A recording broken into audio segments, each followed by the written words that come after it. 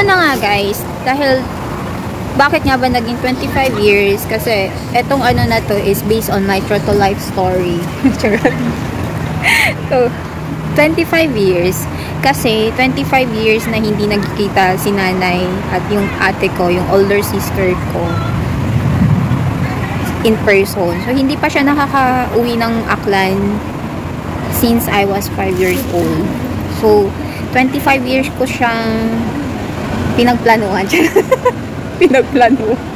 Hindi. 25 years ko siyang dreaming. Kasi never kong na-feel in my 30 years. In my 30 years, never kong na-feel na ano kami, na kumpleto kaming kumakain sa hapagkainan. So, in 25 years, long distance kami. Either may communication naman kami through text, through call, through video call, pero mas iba pa rin syempre yung ano, yung nakikita-kita at nag-uusap-usap in person, di ba? So yun. So ayun na nga, nag-umpisa na kami nung January, kumuha na ako ng ticket. Oh my gosh. Kumuha na ako ng ticket and airplane siya, and sadly yung March 29 na ano nila, na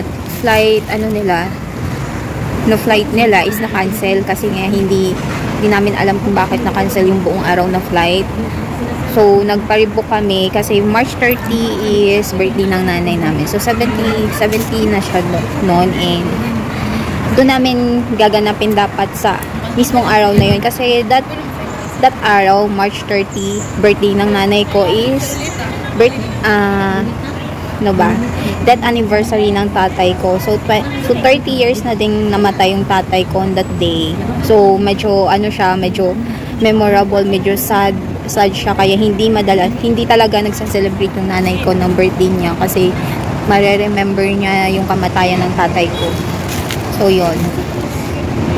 So doon dapat namin gaganapin sa March 30 na yun, yung ano na yun, yung surprise namin kay nanay. At syempre sa buong pamilya kasi nga diba hindi nga nakauwi yung ate ko ng 25 years. So yun.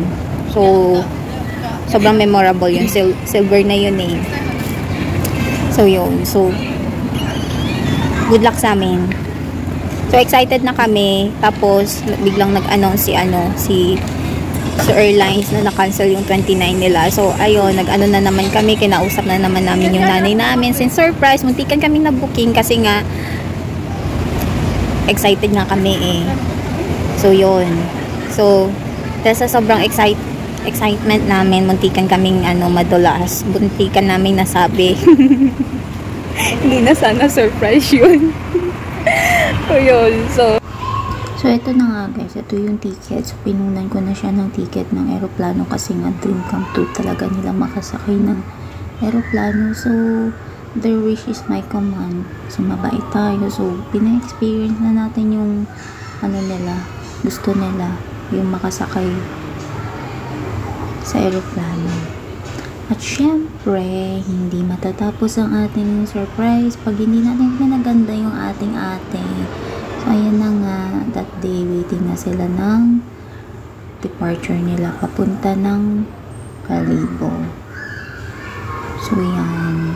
So, ayan yung aeroplano, papunta pa lang sila niyan, Manila to Kalibo. So, yung ginawa ko kasi is, from Irosin, Sorsogon, pinabas namin siya, and then, nag-wait sila ng 2 days doon sa Manila to Kalibo na tapos. So yan na meet up na nila. So syempre excited. So first time nila magkita-kita. So nakakatuwa lang. Kasi nga syempre yan nga, imagine 25 years. So that time gabi yan. Kasi nga gabi talaga. 30 na ng gabi yan. Kasi nga na-cancel yung 29 na flight nila. So 30 yung pinarebook ko sa kanila. Taga-video. Taga-video lang kami, te. Taga-video. Taga-video lang kami. And guys, muna namin sila, pina-overnight muna namin sila sa inn kasi nga syempre surprise nga para makapag-prepare kami doon sa bahay. So, kinabukasan, March 31, yun yung inano namin, sinet na date namin sa occasion. Supposed to be 30. So, yun. So, muntikan pa kami nitong mabuking kasi itong ate ko sobrang excited kasi nga, ay nabuking nga talaga kami. Nagka-idea yung tita ko. And itong tita ko is sinumbong kasi nga nag-post daw yung ate ko sa FB. Napupunta siya ng Manila. So, parang nagka-idea sila. So, yun. So, hindi na nagulat yung nanay ko. And ayan na nga, pinasimba na namin siya sa Kalibo Cathedral. And guys, eto na nga para hindi nila mahalata at makilala yung ate ko. Pinadisguise ko siya ng ganyan, ng ala Muslim. Kasi nga kilalang kilala siya dun. So kahit 25 years naman na siyang hindi nakauwi, syempre may Facebook naman. So makikita naman lang madlang people at makikilala siya kahit sobrang tagal na nilang hindi nagkikita. So ayan na nga, waiting na siya that time ng nasa Malinaw na siya that time. So ayan, nasa labas na siya ng bahay, nasa terrace na siya. And ayan nga pala yung cake. Masarap yan. Get ready na. Medyo may idea na sila niyan. Ayan, papasok na siya. Happy birthday! Sayap! Happy birthday! Happy birthday! Happy birthday to you! Happy birthday to you! Happy birthday to you! Happy birthday! Happy birthday! Happy birthday to you!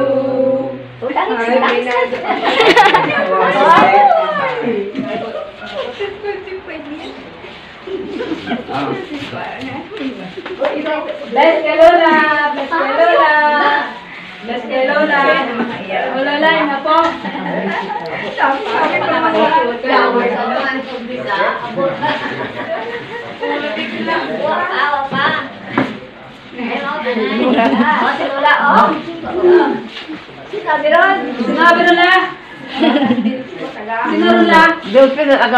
Happy birthday! Yung ate ko, hindi na nagulat yung nanay ko kasi may idea. Happy birthday! Happy birthday to Makikita mo naman sa mata ng nanay ko na natutuwa naman siya kasi imagine mo 25 years kambal! Happy birthday! So yan, at hindi sila nagkikita for 25 years. So in-invite ko talaga yung especially kasi talaga close. Wala kami masyadong in-invite ng mga kapitbahay dyan kasi nga exclusive lang talaga yung first. Gusto kasi namin celebrate. Kami lang. So yan. Nag-celebrate kami ng mga birthday. So invitation dyan sa bahay is sobrang dami talaga. So gusto namin ma-experience yung moment. Kasi moment talaga nila yan. Yan, nagkita na sila ni Lola. Siyempre, binobosesan lang siya ni Lola kasi hindi na siya makakita. I miss Lola. Nagpaiyak-iyak si Lola kasi ang tagal ng namin na hindi nakikita yung favorite na apo niya. Panganay na apo niya kasi yan, si ate. So, panganay na siya. And yan, ang loko. Tsaka tinala nila sa Emily kasi parang adopted na hindi ka makita, basta yan kasi ang tanda. Darating tayo sa Kaya pala yung surprise nga ni Ronaldinho. Magkita-kita pa rin tayo habang malalakas pa, di ba? Habang malakas lang, hindi lang makakita. Walang imposible ang Panginoon. Gabi, pakakila ng gabi. Kasi man lang nga niya, ay doon na yun. Ay nga niya, niya, gabi yung namin. Pakamukha ba? Gabi pala. Hindi nga, hindi ka yun nakaroon. Nakaroon ka mo. Gamit ka daw. 30 minutes siguro. Patapos siya. Lola mo. Ano ba yun? Oo, ay ginawa ng kuta sa Manila. Arang ako. Wa ko iba ano iya. Alam. Marisol. Din lang. 8 na so. Oo, dito arang sa ano. Dito na o nga. Pilag mo. Ha? Ako Rocky. Ako. Nasol ko babae. Aba, nakabayo. Ako. Ay, may alaga po. Ayun na. Oo. So, ayan na nga guys. So, yan yung preparation namin sa 70th birthday ni nanay. So, yan. So, sinurprise talaga namin siya dyan. So, kukunti lang sila lang dyan. Sobrang dami namin kung tutuusin. Pero, syempre, in-enjoy naman ni ate yung vacation niya. Nag-stay siya ng 2 weeks dun sa amin. And, syempre, marami siyang mga posts sa FB niya. And, syempre, nangangapit bahay. Pumunta-punta siya dun sa mga, syempre, sa mga kamag-anak namin.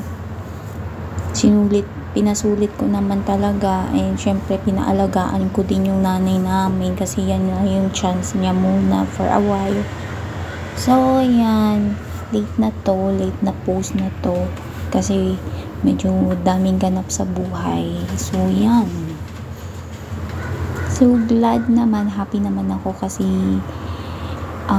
natupad ko naman yung pinakamatagal kong wish para sa sarili ko, para sa pamilya ko, syempre para sa aming nanay at lola.